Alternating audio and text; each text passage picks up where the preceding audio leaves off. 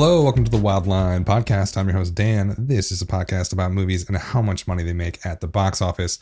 Today is the weekend review show for October 18th through the 20th, 2019. We had two new wide releases, Maleficent, Mistress of Evil, and Zombieland 2 Double Tap. We will talk about those in depth, see how they did here at the box office. We'll walk through the rest of the top 10. We have two or three actually limited releases that we want to dive into as well, because we are getting right into award season. So we had two brand new ones this weekend that did very well. So we'll talk about those. We also have the return of the Wildline Time Machine with Chris. He's going to talk about 1984, the top three for this weekend. Really bizarre movies did well that weekend.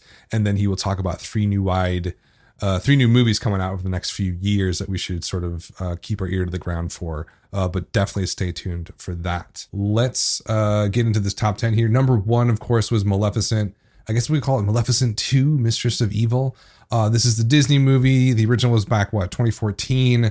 Angelina Jolie plays, I guess, the evil witch or whatever. It's all a takeoff on Sleeping Beauty. Obviously, I've never seen these movies because I don't know much about them. I'm just trying to piece together the plot as I can.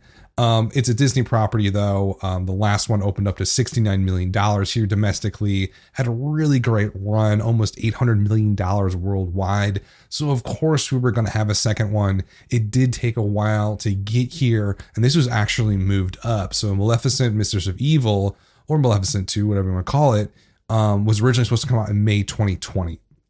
They moved it up for some reason to this mid-October slot, which is kind of a little bit weird. I mean, I guess I get it. Mistress of Evil. There's a kind of a horror fantasy element to this thing. But it had a really rough opening weekend here domestically. Only $36 million. Not good at all. This thing cost $185 million before marketing. The projections here on Maleficent were low 40s. It looked like they were projecting. This didn't really even get close to that.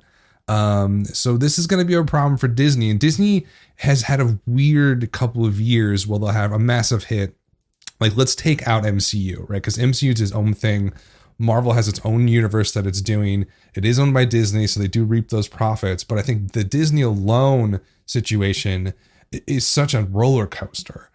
This year you had Toy Story, Lion King, Aladdin, all essentially perform or overperform, all going to make them hundreds of millions of dollars in profit. But then you have a lot of misses. You have Dumbo is a huge miss. Nutcracker, which I think is really kind of linked to this one as a big miss, where they just didn't get people to show up. And this will definitely hurt Disney a bit on the bottom line. Is this thing going to make a profit? It's going to have to rely almost exclusively on international audiences for this, especially China, which it did have a good performance in China, better than when the first one opened. What I find interesting about China is that they have a lot of strict rules for what films will open over there. And one of them is there's no ghosts. You can't have any ghosts in a film because of whatever, some cultural sort of norm they have over there where that's very taboo. So for this one, Maleficent, Mistress of Evil, it looks like there's a lot of supernatural, fantasy stuff going on. I kind of want to ride that's okay in China. But if you saw Casper the Ghost, it would be, banned essentially. In any event, it is having a pretty strong start there in China, beating Gemini Man. And we'll get to that one later. Absolute flop.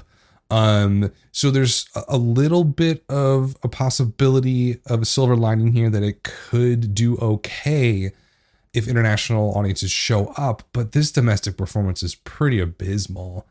You're talking 185 production budget, releasing costs on this are going to push easily into the $500 million range on all platforms all the way down the line. So, I don't know. The domestic performance alone is flop territory.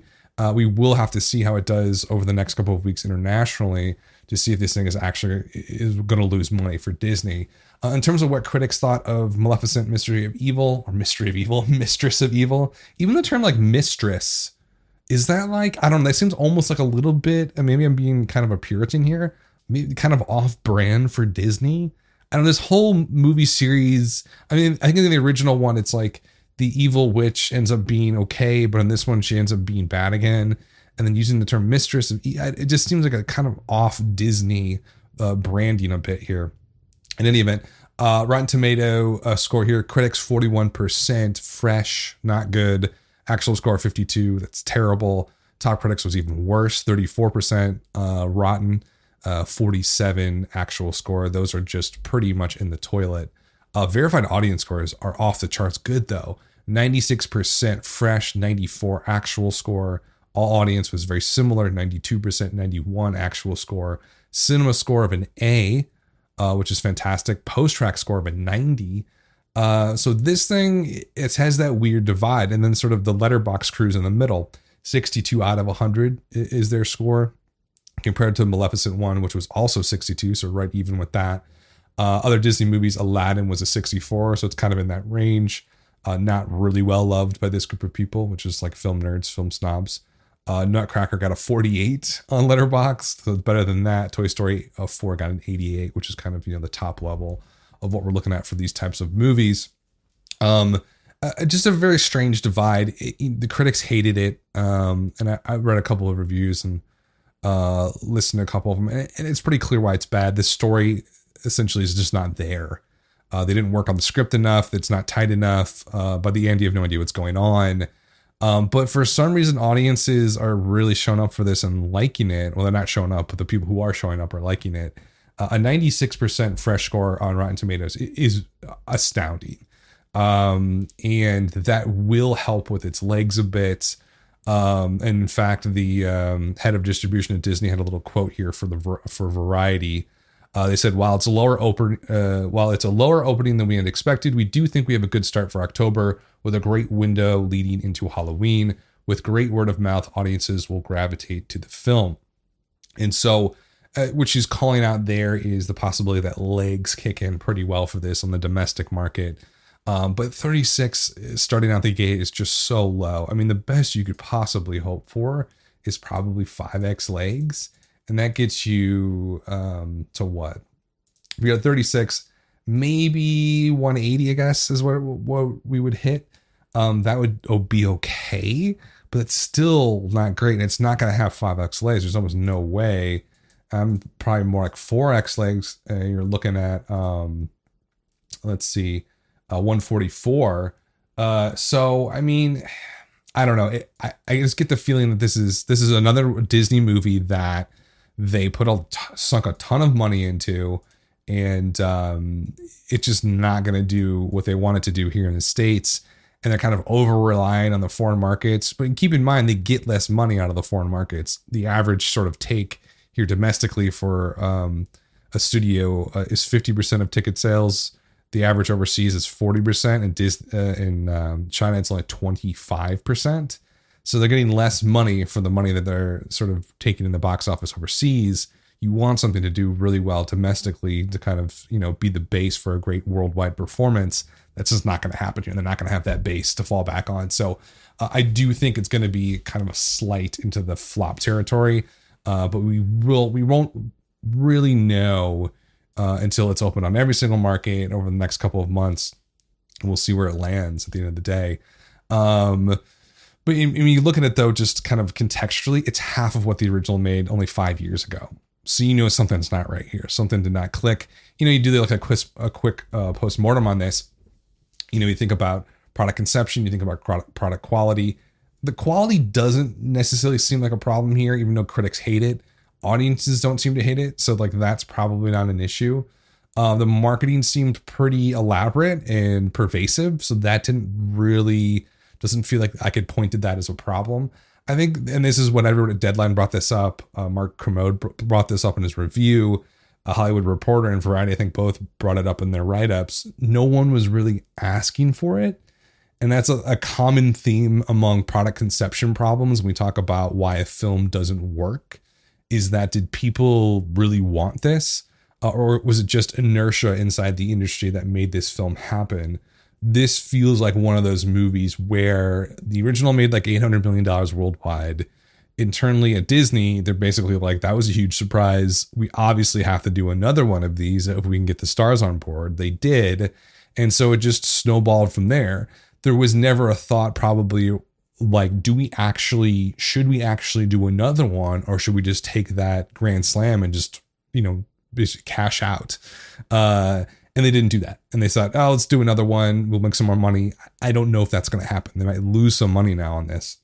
Just because even when you talk about like, and it's a bigger problem too that's going to show up here is that they're no longer going to be selling the rights to these films to other companies to stream. It's going to be exclusively on Disney Plus probably. And like, you can look at the economics of that. Like, how do you value a film? Now just cut out a third of its revenue, possible revenue, because they're not selling to Netflix anymore. There goes millions of dollars. And you could say, oh, well, it's going to get subscribers for Disney Plus. But then how do you value the film? Like, how do you value a film? Is it minutes watched on Disney Plus, translates to total revenue driven by the subscriber base? I mean, it gets really complicated. And before it was a little bit more straightforward in terms of, well, we're going to make, $1 million for selling it to Netflix to stream for this many months. And then this VOD and all this other sort of stuff. It all gets really complicated when Disney Plus launches in 3 weeks now. So, and this of course will premiere on Disney Plus. Not a great performance. Who showed up for this? 64% female. That makes sense. Let's see. Over 25 was 54%, which is a little bit lower than normal. And that also makes sense because it is a Disney sort of fantasy movie, so more kids and families are going to show up. Diversity breakdown here: 40% white, 28% Latino, 14% African American, and 13% Asian other. No real call out there except that the white audience was pretty lower than a normal film, and the Latino audience and Asian audiences were over indexed a bit, which I find pretty interesting.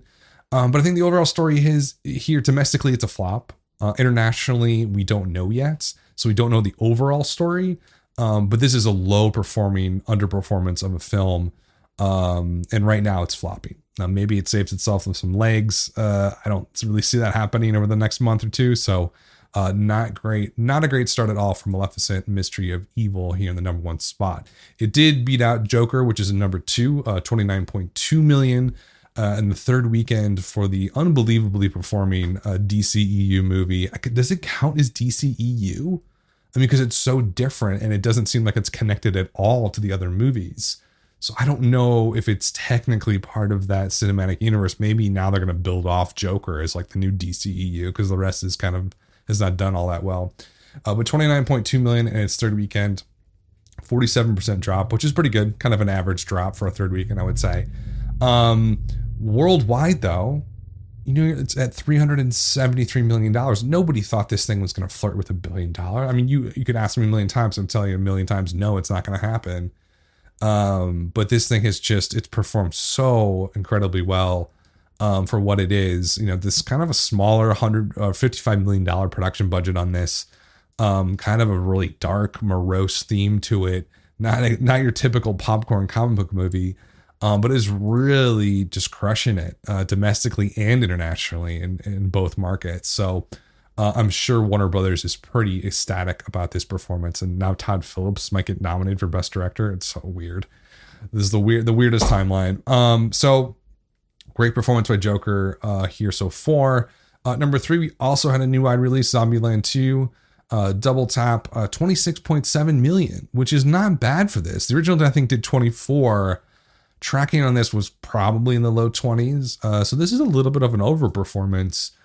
Critics thought it was okay. 68% fresh, 62 actual score from all critics. Top critics liked it a little bit more, 70%. Well, actually didn't like it more. The higher fresh score of 70%, but actual score was lower at 60.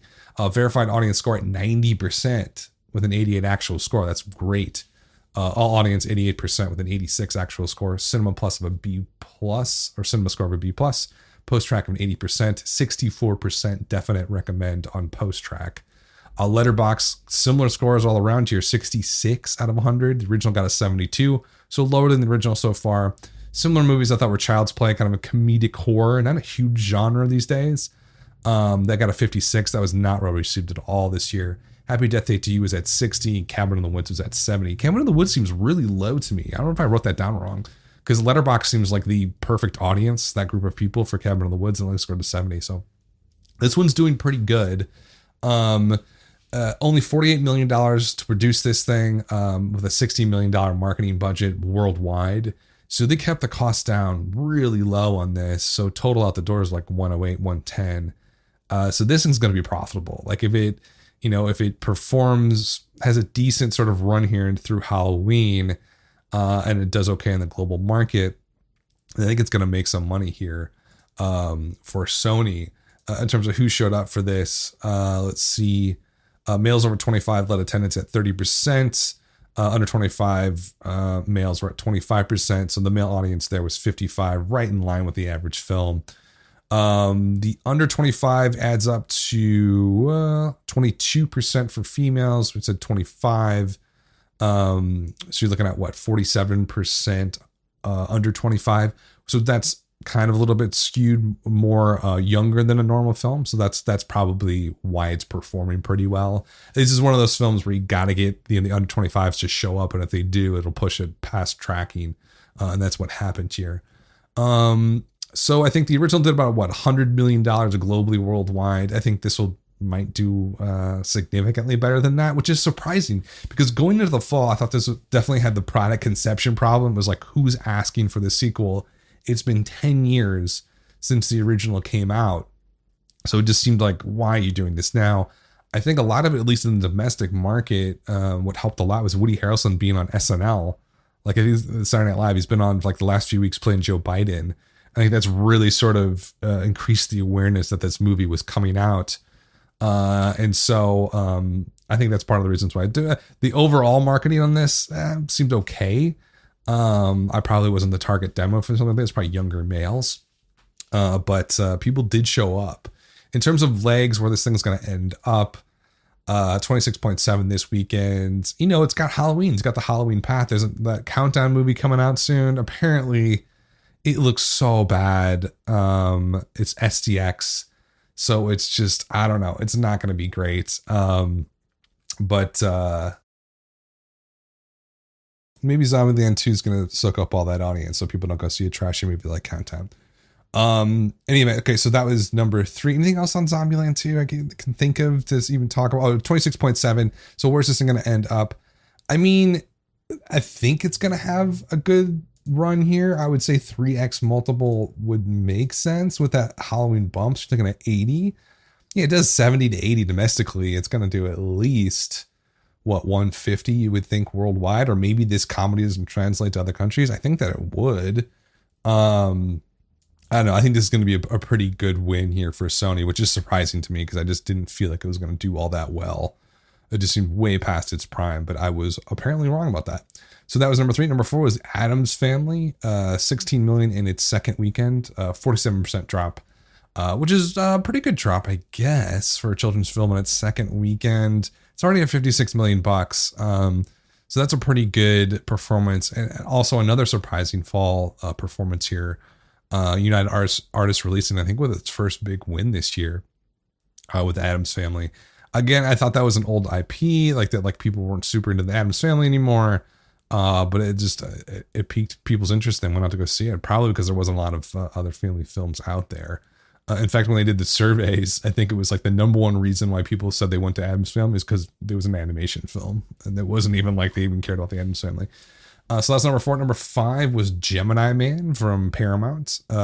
This one's flopping everywhere. There was a lot of hope that maybe the Chinese market would show up for this. They did not show up. It is flopped there as well. So this is going to be a massive money loser for Paramount, which I think most people saw. We talked about this one in depth on last show.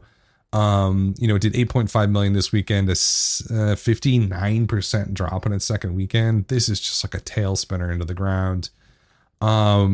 It's just very bad. And the production budget was way too high for the technology.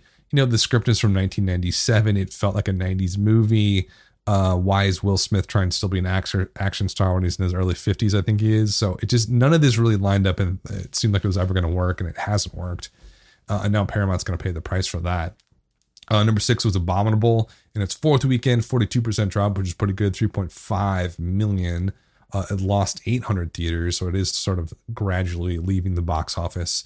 $1,300 per theater average. It sits at $54 million right here domestically, but this is definitely a big international play. It has run into some problems though. So there's a scene in the film where there's a map of China and it depicts the South China Sea, those islands that are in dispute. as Chinese territory. Well, Malaysia didn't like that, the Philippines didn't like that, and Vietnam didn't like that, so they banned the movie. So it's already going to have a depressed sort of worldwide box office because of that controversy and getting banned. It's done $74 million on the foreign market now, so total worldwide is 128. That also, it just seems too low to me for this type of film. I thought it was going to do much better. Everybody I've heard has seen it seemed that they liked it. So it doesn't really seem like a quality problem. I think it's just sort of like it wasn't the right story for a lot of people, and they weren't that interested in seeing it. And it beat Addams Family out the door by 2 weekends, and it's still just really not gonna perform all that well.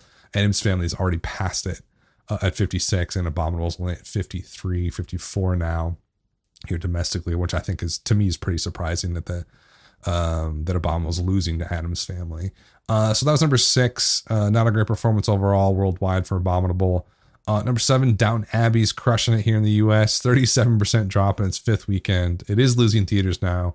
Lost 760 theaters this weekend. Per theater average is about $1,300. $88.6 million domestically for Downton Abbey. Worldwide, it sits at 164. For a film, I don't know how much this film cost to make. I'm just guessing maybe like $30 million, $20 to $30 million. That's going to be a huge profit maker for Focus Features, who hasn't had a big, massive movie like this, I don't think, in a long time. I'm trying to look at like their top 10 all time and see it's their best performing movie of all time. Good thing I checked. The last movie they put out this big was probably Brokeback Mountain. That did $83 million back in 2005. Then Caroline, London Has Fallen, Burn After a Reading. That sort of rounds at the top 5 for Focus Features. So this is a huge, huge win for that. I guess it's a sub studio within Universal, I want to say. It's a smaller sort of imprint. They used to do a lot more arty stuff.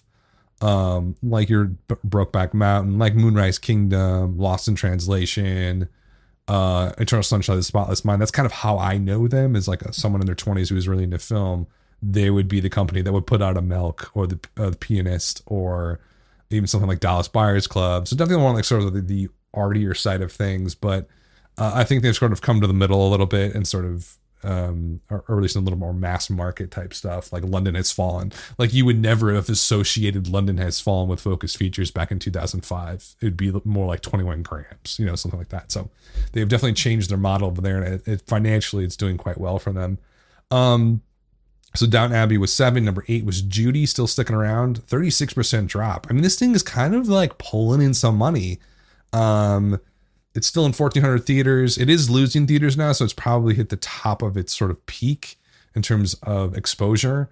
$19 million so far here domestically. I don't know if it's been released overseas yet. Let's double check that. No, it has not. So just a domestic release right now. Should do pretty well, I think, in the UK and Europe. But $19 million so far domestically is a pretty good performance. I kind of question the Roadside Attractions releasing strategy here to sort of push it out pretty wide quickly, but it's dropping so low each weekend that I think the older people are really showing up for this during the week, and it's just it's doing quite well. Now, it hasn't totally broken out yet. 19 million is really good for a movie like this, but it's not really breaking out and sort of crossing that Grand Canyon between platform, art house, Oscar bait award season movie to mass market success. It's not there yet. I think a measuring stick for this, if it hits like $40 million domestically, that would be a crossover hit, and it hasn't done that yet. And I don't think that it will, but it is, in the context of what it is, a good performance. Number 9, Hustlers has crossed the $100 million mark for SDX. That is a great performance for that film. I'm trying to see where that sits in the SDX history. It is now the 3rd best SDX movie ever, behind The Upside and Bad Moms. Upside's only at 108 and Bad Moms is at 113. I think this thing is going to beat both those and become the number 1 SDX movie that has been released. When did they start? I want to say 09. I think they did start. No, only in 2015 did they start releasing films. Wow. I thought they were just a little bit older than that. So they've only been around for not even just about 4 years. They've put out a lot of movies, and most of them have not done very well. They're kind of a new model, and they really needed a hit, a couple hits this year, and they got a couple with The Upside and Hustlers. So I'm sure they're very happy about that. Let's see, number 10, It Chapter 2. I don't even want to talk about this movie. 1.5 million, 52% drop to 209 in the US. This is not a flop, but it's definitely an overall underperformance for that film. Based on the performance of the first one, lightning in a bottle, right? Like this one just didn't have the same level of hype, and that's why it's not performing as well. Let's close this out. We'll talk about a couple limited releases really quickly here and do a little awards talk, and then we're going to shift it over to Chris, who's going to do his new Time Machine segment, which is going to be awesome. So let's talk quickly about some limited releases. The Lighthouse and Jojo Rabbit. A huge sort of buzz around these films from all the film festivals, Sundance and Toronto and Telluride and the New York Film Festival, Toronto. So The Lighthouse is A24.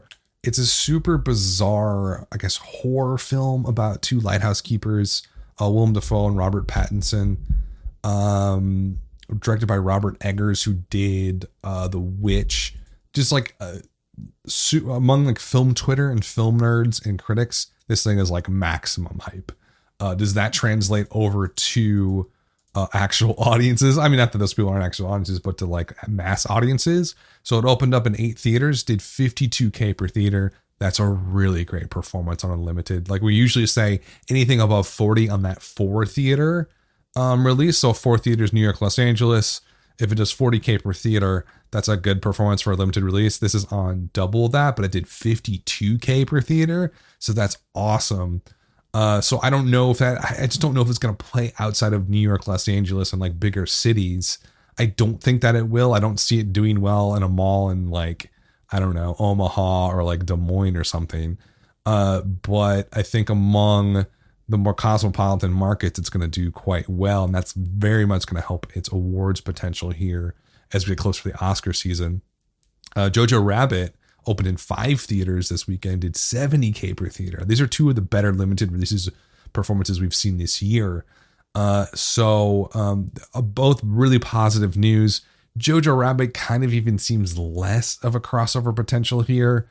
I don't see a lot of people in the middle of the country going to see a movie about, it's almost like I guess it's absurd satire of Nazism.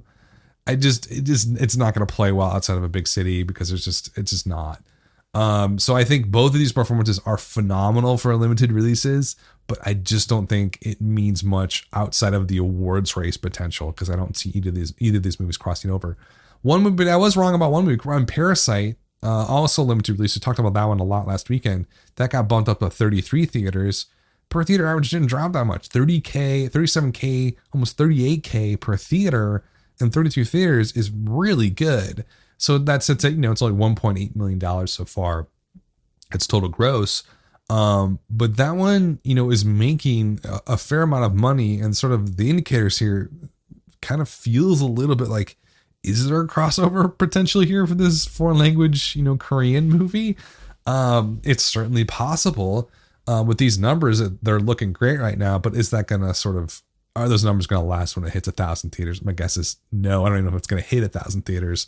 But it's really cool to see these definitely much more arty films than a mainstream film doing quite well. And I think it's all going to help their awards potential here over the next few months. All right, cool. Let's turn it over to Chris and we'll do the Time Machine right now.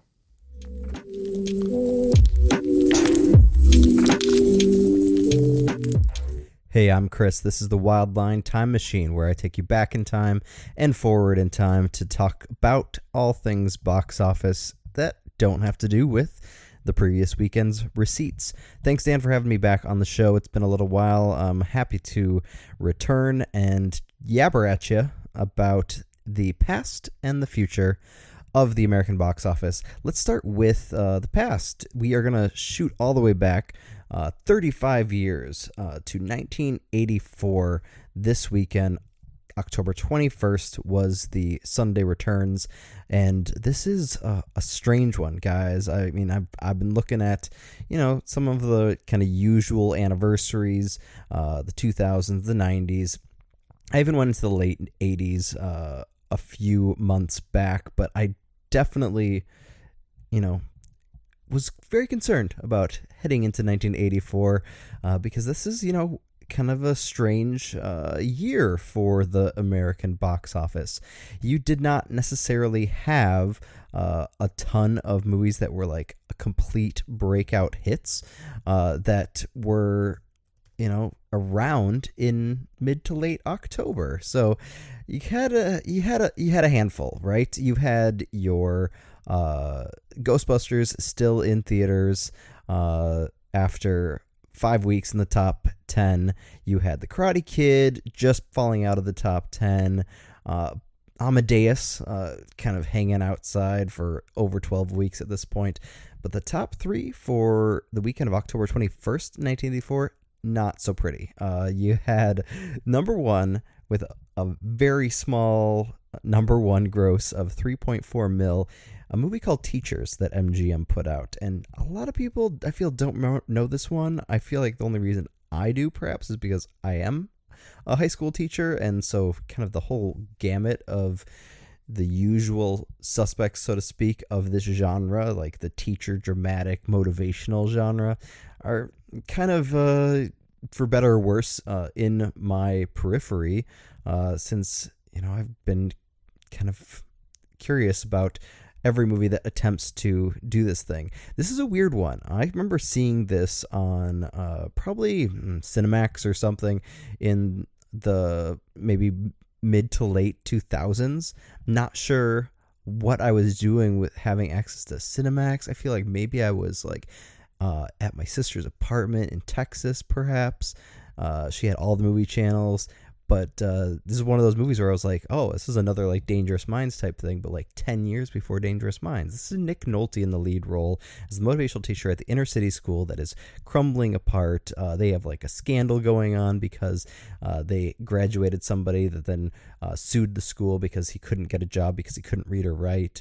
And it's just completely over the top. It's supposed to be a satire as I'm looking at it now. But when I was, 22 or whatever, seeing this on Cinemax in the mid 2000s, I did not get any satirical vibes from it. It felt like it was playing it pretty straightforward.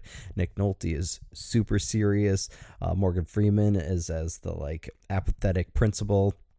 And Judd Hirsch is involved too. Maybe Morgan Freeman's the superintendent. Judd Hirsch is the principal. And also Ralph Macchio is like the street urchin stoner guy. Not stoner, but like, like the, Warriors snapping his fingers type kid that is causing trouble, but then gets won over by Nick Nolte's, rough persona. And it's a mess. It's a mess of a film. And it somehow broke that box office record that week, but came in only at number 33 overall at the end of the year of the top films of 1984, which isn't horrible. Like, I guess it's not totally forgotten. It was directed by Arthur Hiller, who made Oscar-nominated Love Story in 1970. He's also kind of like a studio guy that just like cranked out movies from all sorts of genres. So he had like the Oscar-nominated Love Story, but then he also had this like gritty urban drama, and then he also did Steve Martin's The Lonely Guy earlier that year in 1984 as well. Just like a string of just like completely forgettable movies, but he made like 100 of them in the 60s, 70s, and 80s. Yes, what a weird one. Number 2 that week was Places in the Heart, which I had never heard of, but apparently Sally Field won her second Academy Award for it the following midwinter, early spring. That was also starring John Malkovich as a blind guy, Danny Glover as I think a sharecropper. It takes place during pre-Depression or maybe middle of Depression era, South United States. I don't know. It's strange. Ed Harris plays her husband. It seems like a pretty standard like pull on the heartstrings kind of like what Sally Field kind of broke her bones, so to speak, on the Norma Ray type role. Like she's gonna pull the whole family up by their bootstraps and save the farm, so to speak. But yeah, it does not seem like it would hold up well nowadays, and certainly nobody's talking about it anymore. It was directed by Robert Benton, whose movie Kramer vs. Kramer I think has fared a lot better. It's even getting comparisons to that new Marriage Story with Adam Driver and ScarJo coming out next month on Netflix. That might also be an Oscar contender. But yeah, this was kind of lost, forgotten, even though it was number 24 at the end of 1984. It made 3.1 mil this particular weekend with an 8.9% drop, which is incredible. It only made 13 mil overall that year, but for, standard drama, probably not too shabby. I mean, number 24, you can't really, and it's just like Sally Field giving motivational speeches throughout the film. That's kind of like a weird thing. Like those number 1, number 2, like straight dramas. Like I guess teachers are supposed to like have a little Patty Chayefsky satirical edge to it, but like I said, I don't think it came through at all. Number 3 is this. I have to see this movie. It looks incredibly bad, I should say. Thief of Hearts came in with only 3 million, pretty even. That week it was the highest debut out of 5 wide releases that week. Sorry, 4 wide releases and 1 small release, Stop Making Sense, the seminal Talking Heads rock documentary. But it was weird trying to track down information about this movie. There's not a lot on the usual places. There's a lot of fan-made trailers on YouTube, which is kind of interesting. I guess the biggest thing that it's known for is that Giorgio Moroder, who did tons of amazing scores in the 80s, this was a score of his that was nominated for a Razzie as one of the worst scores of the year. I don't know, everything that I was watching in the YouTube clip seemed super awesome, but obviously time has treated that kind of new wavy Tangerine Dream style musical score a lot better. This is also an early production by Jerry Bruckheimer, and speaking of like what this movie is, it's Barbara Williams and Stephen Bauer. It's a super steamy, like erotic drama, like Body Heat style, but without like the criminal edge. Like it just seems like straight up like these two attractive people have an affair, and it seemed pretty graphic for 1984. There was a TV spot on YouTube, and that seemed kind of a little risque for the time period. Speaking of those actors, I have no idea who they were. Stephen Bauer had a small part in Scarface and Running Scared a couple years later. The last major release he was in was Traffic, but he's in tons of VOD, straight to DVD, straight to video stuff over the past couple decades. But yeah, the guy kind of disappeared after that. Never really made a name for himself. Barbara Williams also like steadily kept working throughout the years. She was inventing the Abbotts, Krippendorf's Tribe, even White House Down earlier this decade. David Caruso also has a small part in the film, I'm guessing as the cuckolded husband. I don't know. The director of this film, Douglas Day Stewart, only made one other movie 5 years later, a Kirk Cameron movie called Listen to Me, which I also never heard of. This is crazy. These are like 3 movies where like only one of them I only knew because I happened to see it on Cinemax, several years later because of my profession. But like, this is strange. Also, number 4 that weekend is a movie called Little Drummer Girl. No, I had no idea what that is. Number 5 is a movie called All of Me. No idea what that is.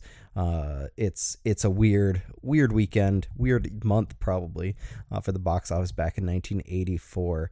All right, let's shoot forward to the future. I got 3 movies I want to talk to you about that are coming out in the next year or so. The first one is the Aretha Franklin biopic. This got a huge push this week because they filled out their supporting cast. Forrest Whitaker is going to play her father. Marlon Wayans, of all possible choices, playing her husband, Ted White. Mary J. Blige is Dinah Washington. Okay, there's a win. Titus Burgess as Reverend Dr. James Cleveland, the guy that kind of made her famous for her rendition of Amazing Grace. It's going to be produced by Scott Bernstein, who did Straight Outta Compton, and Harvey Mason Jr., who did Dreamgirls. It's a first-time director, Liesl Tommy, who was known for her stage work beforehand. It seems like this is a pretty easy slam dunk. The Marlon Wayans thing is like throwing me for a loop because I think this is going to be straight drama. Titus Burgess also in the dramatic role is kind of strange, but I think they can make it work.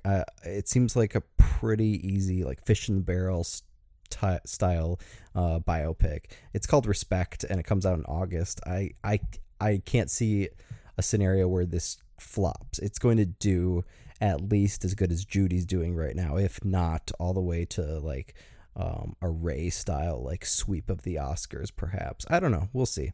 I guess rated and sweep, but sweep you got tons of nominations, and then of course the big acting win for Jamie Foxx. I could see the same thing happening here for Jennifer Hudson. We also have to talk about probably the weirdest bit of movie in production news is that a reboot of Barney is happening for the big screen, and of all people that could be involved in such a strange nostalgia grab, Daniel Kaluuya of Get Out, Sicario, several other great films of the past decade or so. He has a production company called 59%. They're going to work with Mattel Films, who up until now had only done one other theatrical release, the 2016 flop Max Steel, which I vaguely remember, but obviously just didn't do well. Like, they've been pretty successful with like the Barbie DVDs and the DC Superhero Girls series on Netflix. Valparaiso Films is also co-producing this. They are a pretty new studio. The only thing they've had out so far is The Sound of Silence, this movie that has already flopped with Peter Sarsgaard. It got panned by critics. It's like a thriller slash satire. I don't know. This seems so strange, especially because Daniel Kaluuya has some strange quotes out on Deadline about this project. He said, "We're excited to explore this compelling modern-day hero and see if his message of 'I love you, you love me' can stand the test of time." Like, he's playing it straight, just like you would imagine, like a weird fever dream. But this seems real. I don't know where he's going with this, but yeah, like the big purple dinosaur is going to be in a feature film. I can't imagine this actually going through. I think this is going to be a fiasco, and it like either doesn't get made or does get made and gets shoved somewhere in a January 2021 release or something. I don't know. This seems strange. Okay.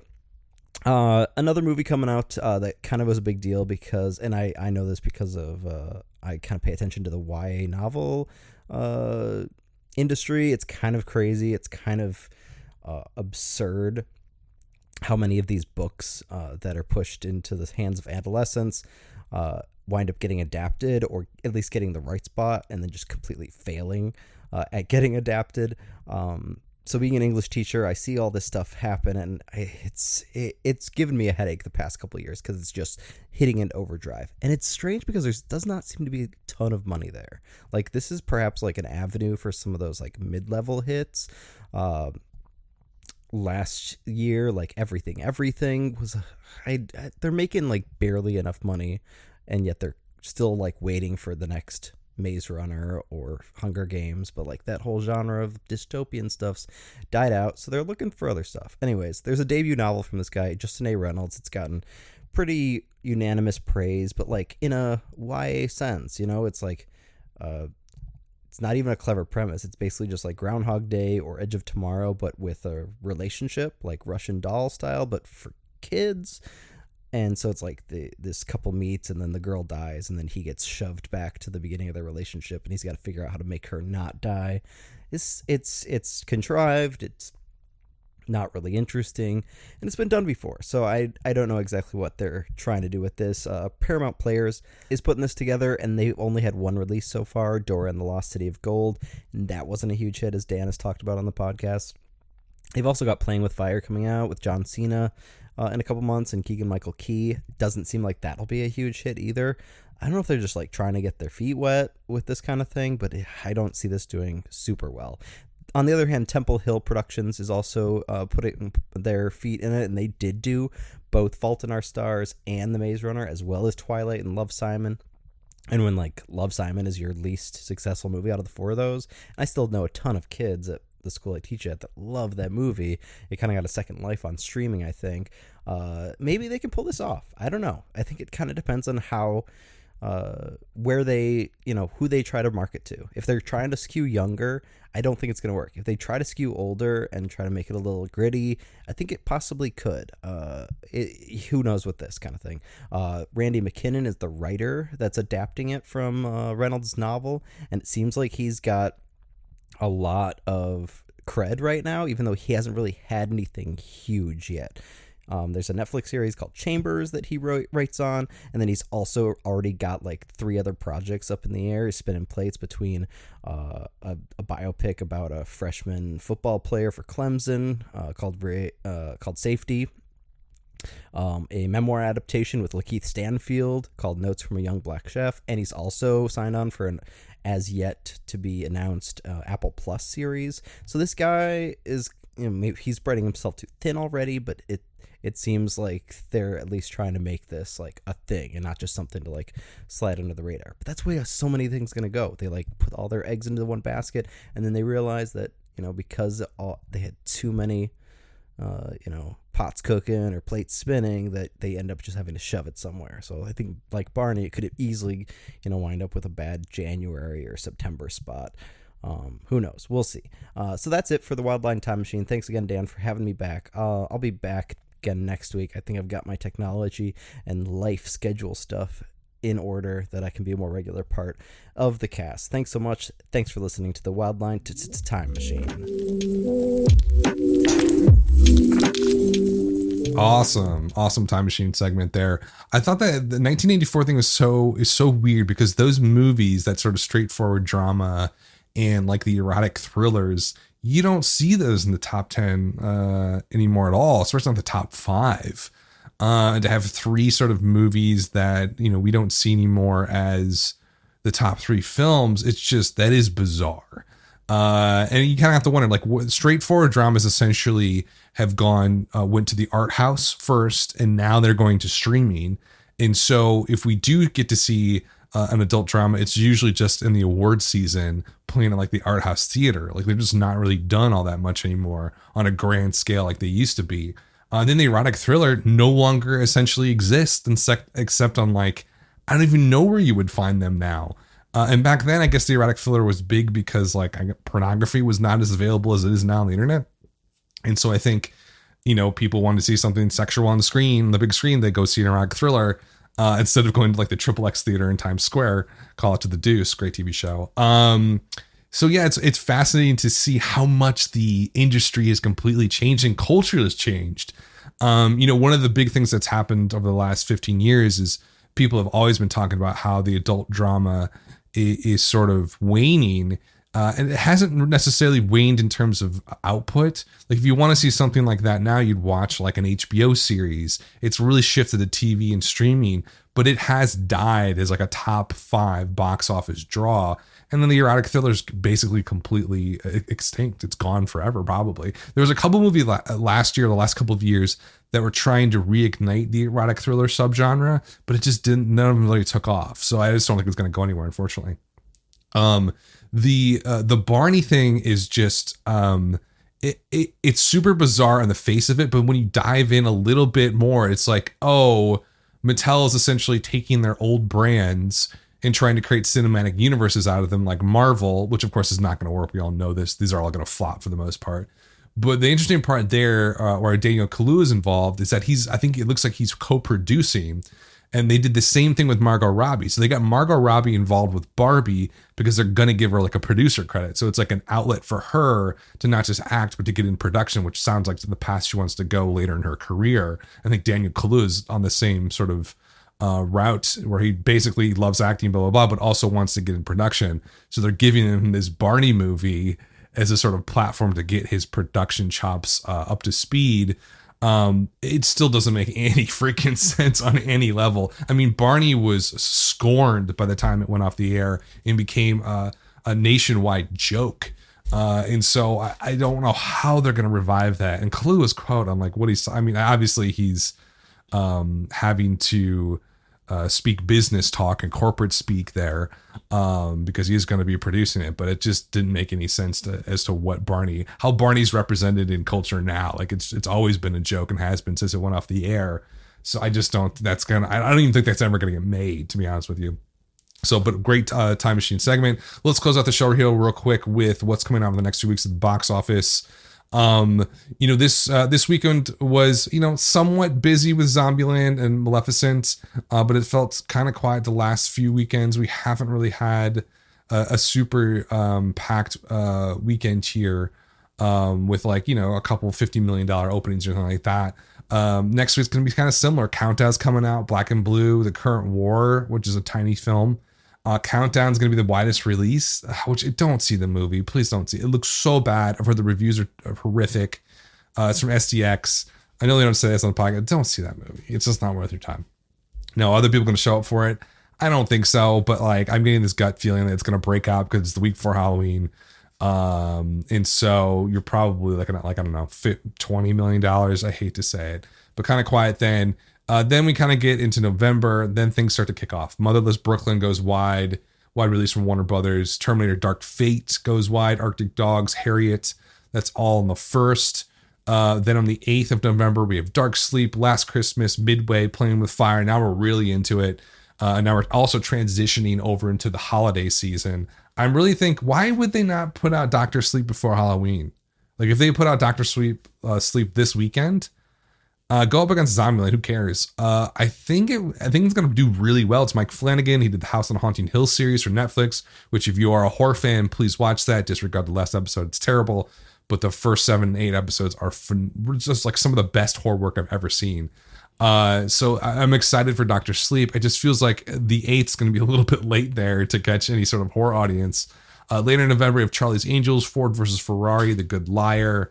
Ford versus Ferrari is going to do quite well. I can just tell you right now that every parent, I mean, like everybody over the 6 years old, grandparents, parents are going to see this thing. It's got that feel, old person movie feel to it. Charlie's Angels, I don't think it's going to do very well. Chris thinks it's going to do pretty well. We should probably have a debate about this in the podcast. I just don't see it as a narrative universe that people care about anymore. But I could be wrong. I mean, Kristen Stewart's in it. She's got a massive draw with young people.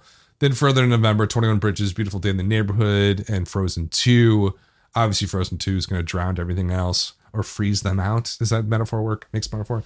Beautiful Day in the Neighborhood is, of course, Mr. Rogers with Tom Hanks in the lead.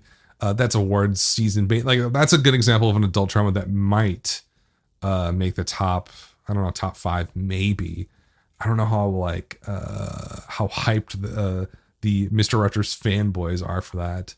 But then at end of November, we have Knives Out and Queen and Slim. Knives Out, I think, is going to be a big hit for Lionsgate.